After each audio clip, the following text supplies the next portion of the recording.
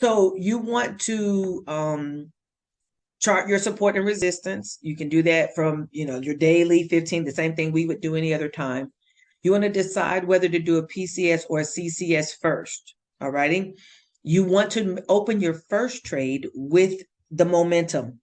So if price is going up, you want to do the PCS first. We kind of talked about this yesterday. If price is going up, let me get us a little thing here. If price is going up, you want to first do your PCS and then do your CCS. If price is going down, you want to first do your CCS and then second your PCS.